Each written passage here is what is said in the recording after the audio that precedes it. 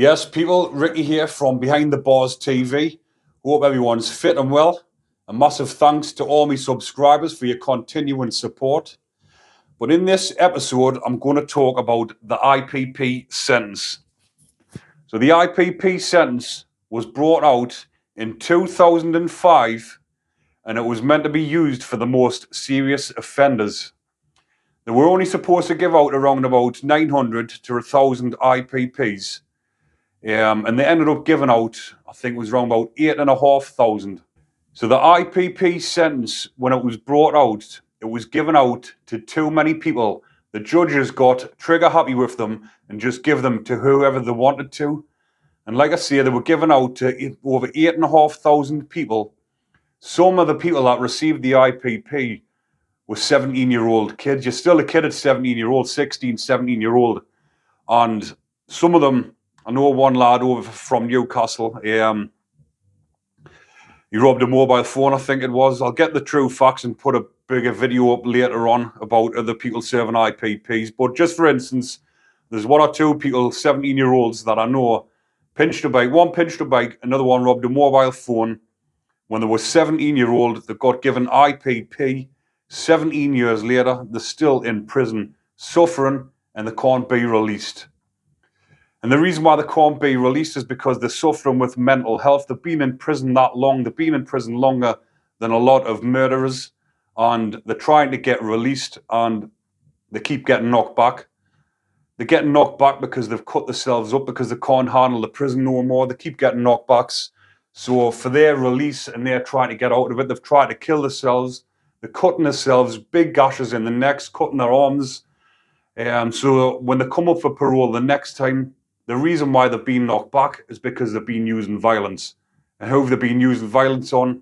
On themselves. Because they've self-harmed, they call that as an act of violence, and they knock them back and saying that they're using violence. They can't be released because they're unsafe.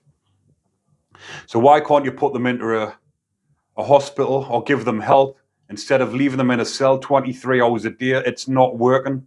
I mean, some of the lads that don't deserve it, some of them do deserve it. The ones that are in for child offences and rapists, they deserve to be on that sentence. But some of these people, lads, 18-year-olds, about 17-year-old and that, they don't deserve it. It's a horrible. I'm IPP myself, and I know what it feels like to get recalled on an IPP. It's absolute horrendous. It's the worst thing ever. But I'm just bringing this to light because I want more people to know about the IPPs. There's not a lot of people really know about it.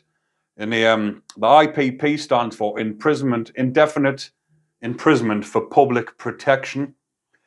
And it's a 99-year sentence. If you can't keep your head down whilst you're in prison, or you've got issues, or you're taking drugs or whatever, you'll not be released. They can't keep you for 99 years. It's the same as a life sentence. But another instance where I knew one lad, he had a 4-year IPP. He kept his head down for the full 4 years. Didn't get into any bother, but he didn't have enough time, or they didn't get him to the right prison to do the courses. And he ended up doing, it was 7 years when he went for parole and he got a knockback. They said that you haven't reduced your risk because you haven't done the courses. He's been in 7 years, it's an ample enough time to do the courses, but the prison didn't move him, didn't get him to the right prison to do the courses. No fault of his own. So what happens? He gets another knockback. And he can't handle it. He's been in for 7 years where he couldn't have been out after 4, and he turns to drugs just for some escape. I can understand why they actually do turn to drugs, because although I never turned to drugs myself, so I wouldn't do that, but I can understand why they do. At the first time when I was serving my IPP, couldn't really understand why they were, but when I went back in on a recall, I've seen things from a different light, and I've looked at these lads and I've thought, I can understand why they've took drugs, because they've got no support, they've got no family support, and their only escape is to smoke a bit of spice or something. Because when they take spice, I've seen them, they're out of it, and I've actually had conversations with them. I'll say, like, why do you take it? And they said, like, when I take the spice, I'm not in prison, I'm out of it, and that's their escape.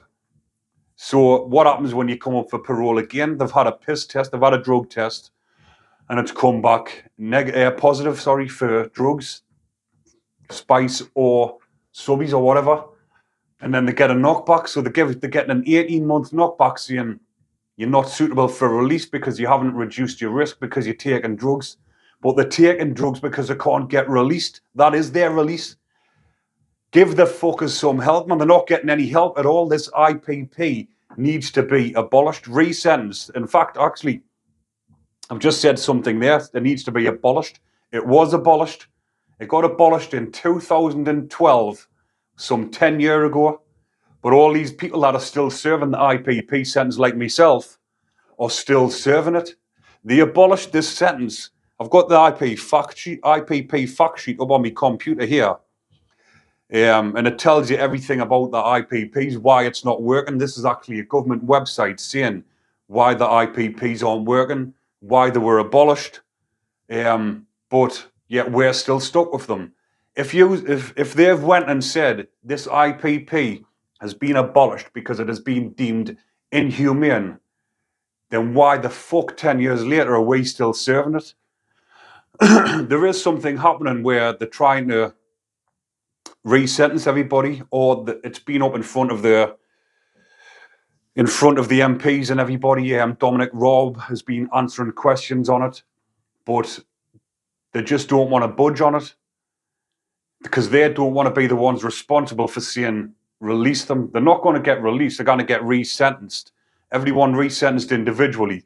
So these dangerous predators that are in there won't be released back onto the streets, but they might get another sentence, like a life sentence, the ones that deserve it, and the rest will gradually be released back into society where they belong, because it's not fair being in prison 10 years over tariff. If you were given a 4-year tariff and you're in for 18 years, how can you justify that when somebody that's brutally murdered someone is out after 15? It doesn't make sense.